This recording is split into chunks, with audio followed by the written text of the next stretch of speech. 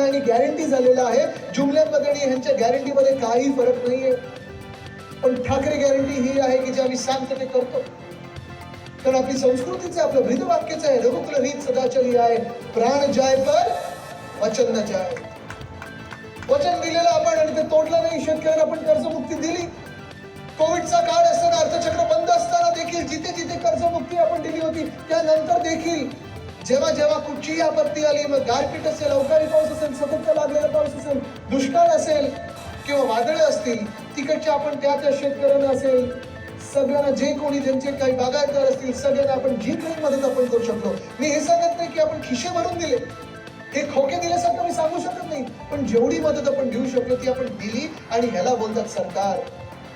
पण आज एका बाजूला शेतकरी नाराज आहेत, दुसऱ्या बाजूला मी पाहतो जिथे जिथे ज्या ज्या जिल्ह्यात मी गेले, मराठवाड्यात असेल, विदर्भात असेल, पश्चिम महाराष्ट्रात असेल, उत्तर महाराष्ट्रात असेल, प्रत्येक शेतकऱ्यांना मी विचारतो, अशाच मंचावरनं विचारतो जे शेतकरी आले असतात, की तुम्हाला तरी वाटतं का की तुमची पुढची पिढी ह्याने शेती करावी?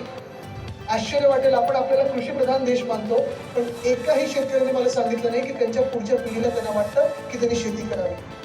मी विचारतो का नाही करावी त्यांनी शेती? तरुण आहेत, राबतील, आम्ही मैदानात येऊ, शेती करू, कृषी प्रधान देश आहे. ते सांगतात आदित्यजी आमच्या बांधावर या, आमच्या शेतमालाला भाव नाही, हमी भाव मिळत नाही, खताची किंमत वाढत चाललेली आहे, कर्ज वाढत चाललेलं आहे, पण मार्केट काही प्राइस मिळत नाही, एमएसपी काही मिळत नाही, सरकारकडून मदत मिळत नाही. आणि मग मी विचारतो मग पुढचा पर्याय कुठचा? की ते साहेब आपण देखील हेवी इंडस्ट्रीज मिनिस्टर राहिलेले आहे, आपल्याला देखील माहिती आहे की ह्या भाजपला ज्या काही आपले नवरत्न होते, मोठे मोठे इंडस्ट्रीज होत्या, त्या प्रायव्हेटायझेशन करून त्यांना सगळं विकायचं होतं. तर त्यांच्या आवडत्या उद्योगपत्यांना प्रायव्हेटायझेशनचं नीट झालं तर चांगलं चालू शकतं. उद्योगपत्यांचं नीट झालंच पाहिजे, कारण उद्योगपती टिकले, उद्योग टिकले तर आपले कामगार टिकतील. पण आज ह्या भाजपचं धोरण असं झालंय की सगळे उद्योगपत्यांनी टिकवायचं नाहीये. जे चंदा देतील त्यांना धंदा मिळेल, जे बॉन्ड देतील त्यांना कॉन्ट्रॅक्ट मिळतील, जे बॉन्ड देतील, जे धाडी टाकतील त्यांना तुम्ही कंपनी देणार. आणि एका बाजूला ते चालू असताना दुसऱ्या बाजूला आपण पाहाल तर कामगार कायदे देखील बदलायचे आहेत. आता नवीन फॅड निघाले फिक्स्ड टर्म एम्प्लॉयमेंट आणि कॉन्ट्रॅक्ट लेबरचे. इथे जगताप साहेब बसलेले ते मोठे कामगार नेते, त्यांना देखील माहिती आहे अनेक वर्ष त्यांनी कामगार क्षेत्रात काम केलेलं आहे. त्यांचा वाढदिवसच कामगार दिन असतो, जागतिक कामगार दिन 1 मेचा परवाचा.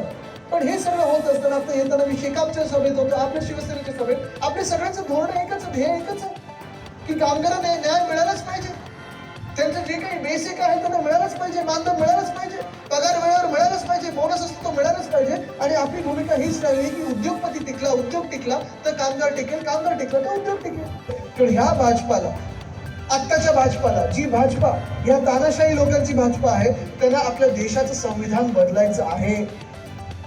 जी लोकशाही आहे आपल्या देशामध्ये, ज्या लोकशाहीमुळे तुम्हाला अधिकार मिळालेला आहे की तुम्ही जाऊन तुमचा उमेदवार जो आहे तो निवडू शकता, तुमचा पक्ष लावून मतदान करू शकता, जो पक्ष आहे आणि जो पक्ष असेल त्यांना जाऊन मतदान करू शकता आणि बिनधास्तपणे करू शकता. तो अधिकार त्यांना घ्यायचा आहे आणि स्वतःकडे ठेवायचा आहे. भांडणं निर्माण करायचे, जाती जातीमध्ये भांडण निर्माण करायचे, धर्माधर्मामध्ये भांडण निर्माण करायचे. आणि हे सगळं केल्यानंतर जेव्हा आपण विखुरले जाऊ तेव्हा ह्याच्यावरच ते त्यांची पोळी भाजतील आणि आपल्या डोक्यावर बसतील का त्यांना संविधान बदलायचं आहे. खाऊ, मांस खाऊ, मच्छी खाऊ, आम्ही पालेभाजी खाऊ, पण भाजपा कोण होता आम्हाला सर्टिफिकेट देण्यासाठी की जे आम्ही खातोय ते बरोबर आहे की नाही? सरकार कोण बनतं की तुमच्या घरामध्ये येऊन सीसीटीव्ही लावून तुम्हाला सांगणं की आजचा वार हा आहे, आता अमुक कपडे घालावे की तमुक कपडे घालावे? टाइम्स डिजिटलला लाईक करा, सबस्क्राईब करा, शेअर करा आणि बेल आयकॉन दाबायला विसरू नका. पाहत रहा टाइम्स डिजिटल.